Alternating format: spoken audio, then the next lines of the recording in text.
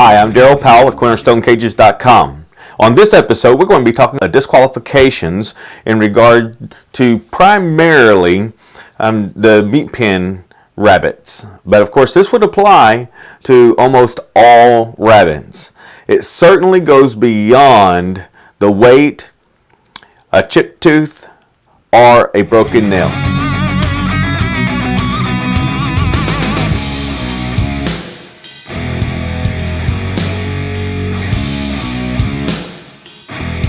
On this channel, our primary focus is to help you have the best rabbit project possible. Let's go ahead and we'll get straight into the video. So in regard to rabbit disqualifications, it goes far beyond weights, but that's got to be the first thing that we talk about. If your rabbit's underweight or overweight, when the judge sifts through those initially, at a 4-H livestock show anyways, it's going to be DQ'd. If you have one rabbit of those three in that meat pen that is over or underweight, it disqualifies the whole meat pen. And so therefore it's pretty important. So be sure that your weights are right. So the next thing is bad manners. If that rabbit bites a judge, it's not good whatsoever. But let's just say that they're not setting up properly. We've talked about that in other videos. So be sure that you train those rabbits, train your kids to sit, to stay there individually, but then collectively. So maybe the last 2, even 3 weeks, you're grabbing 3 out of their holes and set them up as a meat pen. Now, whether they are sitting next to the one that you've done, numerous times, or it's a brand new rabbit that's sitting next to them, that's irrelevant. So let's say that you have 5 rabbits. You get 5 kits that you're growing up. You get the 1, 2, 3. Then next time get 2, 3, 4. Next time get 3, 4, 5. And do that consistently. So each day, not only are you doing your daily routine, we have a video on that, but also go ahead and set up that trio of rabbits, the 1, 2, 3.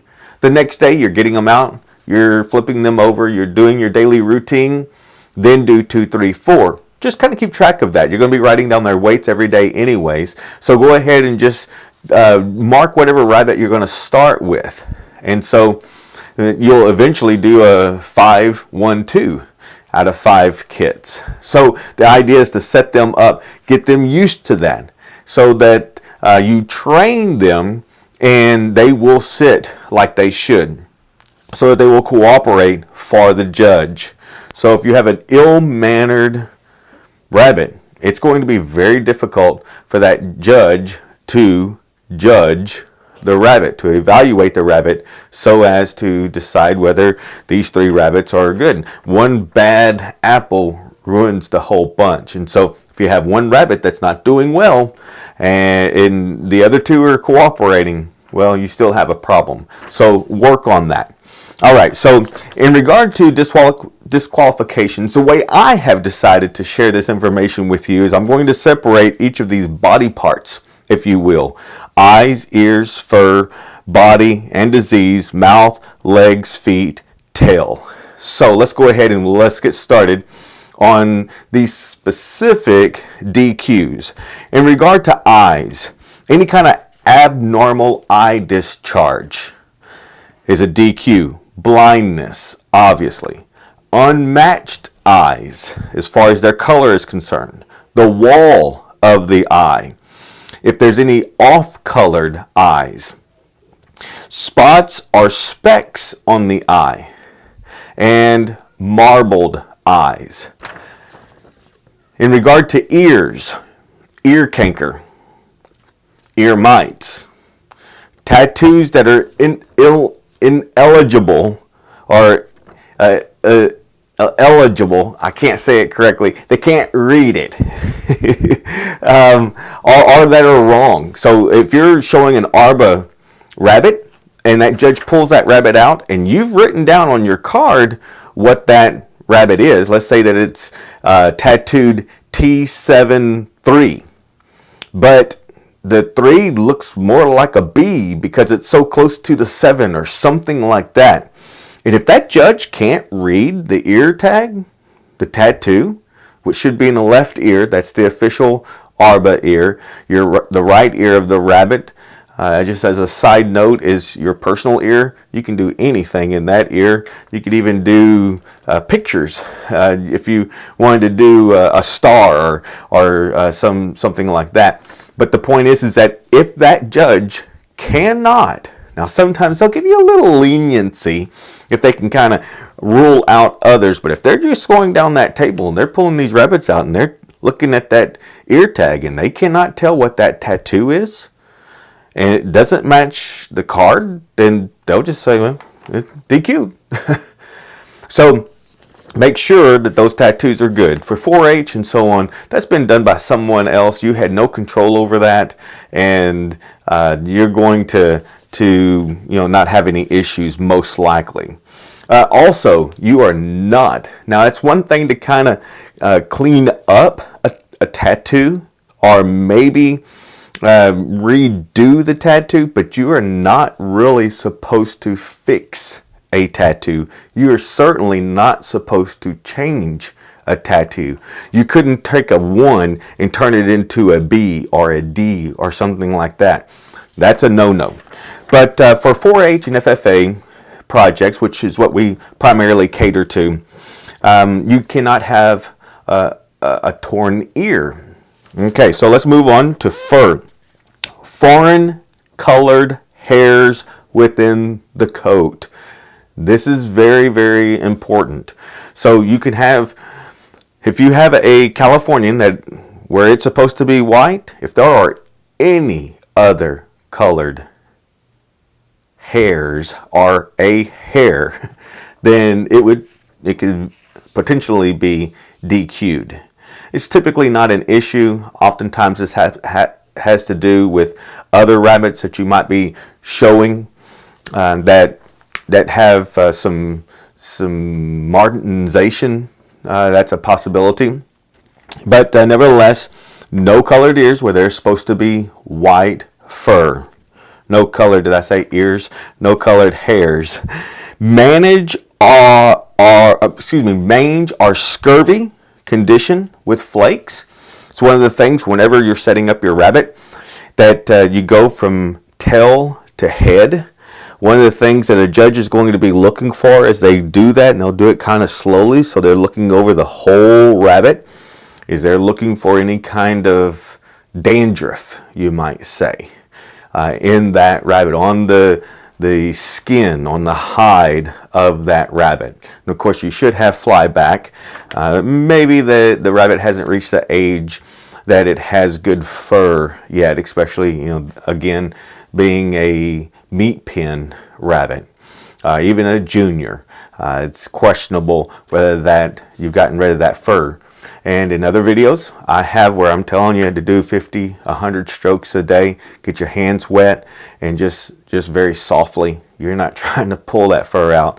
You're just letting it come out gradually. Can't have fleas, lice, mites, or smut in the fur. Smut, again, is where there are dark hairs where it should only be white. I have some does that they're old does, so they've ended up with smut on their hindquarters. They'd be immediately thrown off the table if I were to take them to an American Rabbit Breeders Association show. So no ifs, ands, or buts about it. The kits that they throw, no smut. So this smut is only due to age, but it is a genetic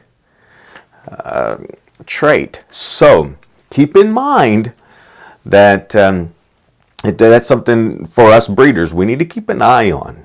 That it's a possibility to have smut and there's any kind of dark spot, and oftentimes it's just a spot where there should be white hair and white hair only, primarily dealing with Californians.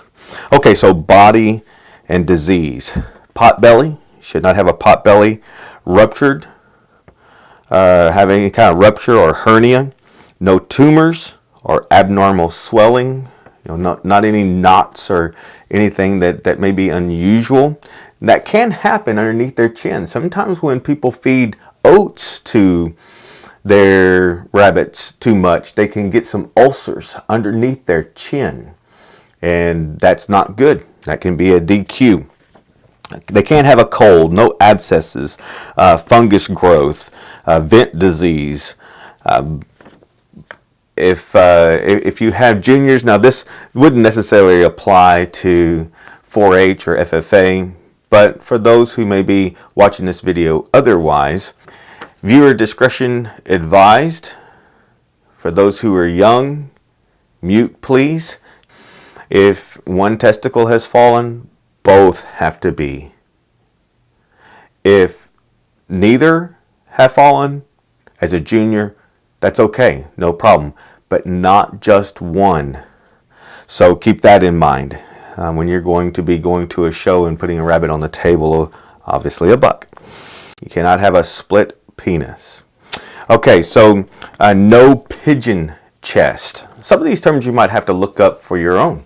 So I can't give you all the information. You got to do a little bit more research on your own. Okay, in regard to the mouth, the rabbit cannot be slobbering. No wolf teeth. Teeth at the bottom coming up and out. Same thing as this. I always have a hard time pronouncing it. It's a Malocclusions. So keep an eye on those teeth.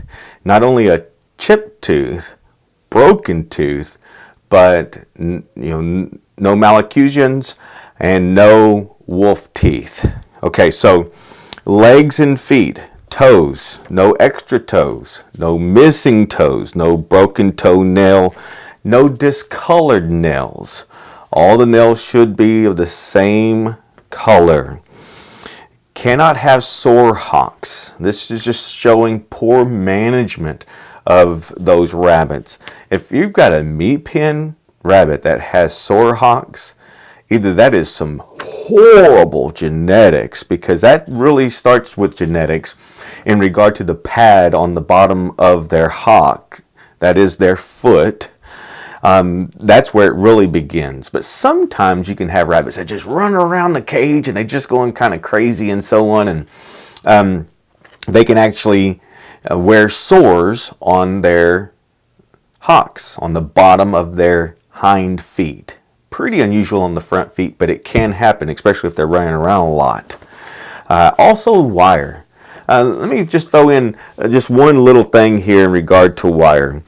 All the cages that we build at cornerstonecages.com, all the cages that we build are galvanized after, 14 gauge galvanized after welded wire.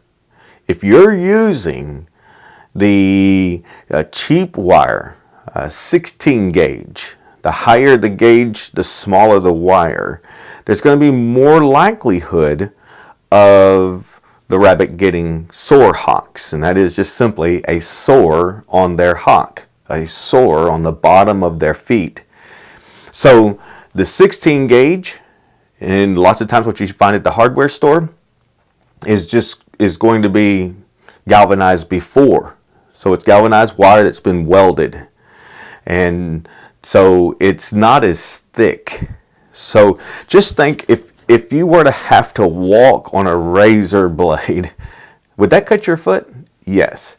Okay, so the wider that would be for you to walk on, the easier it would be. So if you're walking on, going from one extreme to the next, the difference between walking on the edge of a razor blade or walking on concrete, which is going to be better for your feet? Obviously the concrete. So the wider that wire, the better. And if you'd be surprised what the difference is between 14 gauge and 16 gauge.